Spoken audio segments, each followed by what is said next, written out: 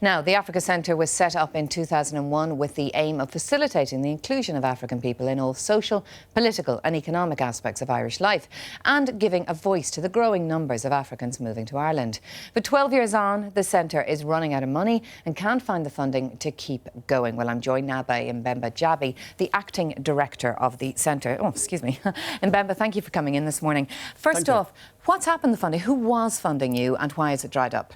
Well, we had a lot of funding sources, and in Ireland is the IRISAID, the government Department of Foreign Affairs, and we had Department of Justice, and we had philanthropist funding as well from Joseph Rowntree in the UK, and also the county councils and membership contributions. So you had 4 sources of funding. Yeah. How many have you now?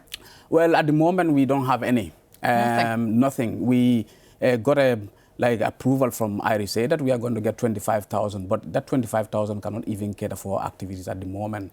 That's only development education, because we do prepare materials for schools, educate communities on development-related issues.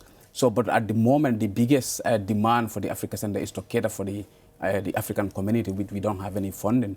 So that's led to us being threatened that we are going to close it down soon. And I suppose people might say, well, listen, I mean, we certainly needed an Africa Centre when people were arriving very frequently from Africa, but now you'd be dealing with a more settled community, potentially a more integrated African community, in that the numbers of new immigrants have really fallen off. But yeah, even though people are settled, they are becoming Irish citizens, I think the need is actually renewing as well in terms of what do they need, because there's a lot of people needs trainings in entrepreneurial skill. They want to set up businesses, and some people are even calling us for information on healthcare and even refugee applications. And then even though the numbers in refugee application is actually lowering, so these are the things. Some of these companies also ring us. They want to go to Africa, they want information as well. But the African community is not only about integration as well, because people are staying here. We want people to participate in politics as well, like political participation.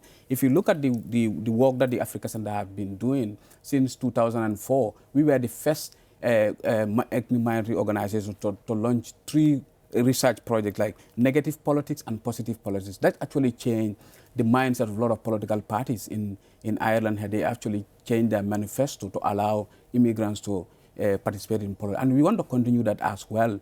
So in next year is the local government elections, whereby almost everyone who lives in the country for 6 months can participate in local election, and we want to drive that as well. So there is a lot that the African participation in local politics. But also, if you look into what Ireland is offering to, at the moment we have 8 partner countries. The report was launched last Friday, and you see that we are giving about 600 million in terms of aid, but even the educating people about the need for that aid, I think is lacking without the participation. So you think the Africa Centre here in Ireland can educate about our educate foreign people budget? About that as well. But also I think Africans are seeing themselves, they want to actually not only participate in Africa Day, we can showcase our culture, food, dressing and things like that. And what about funding from the African community for the centre? Well, the membership is actually, that's something that's is a challenge for us, because a lot of people are actually losing jobs.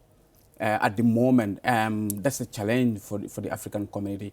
So we have a membership drive that people are paying their membership, but it's not a lot of money as well, because it's only €20, and that won't take us anywhere. Okay. So you see to read that, I think that's a difficulty as well. In terms of businesses, we were talking to African businesses here, but they are struggling as well. So you can see that funding from businesses will be as things stand, you've 25 grand, you've already lost 4 jobs.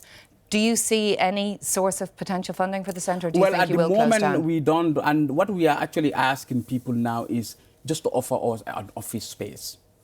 An office space, and also we are starting an intercultural youth society as well, because one of the key things that is affecting the African community is the young people.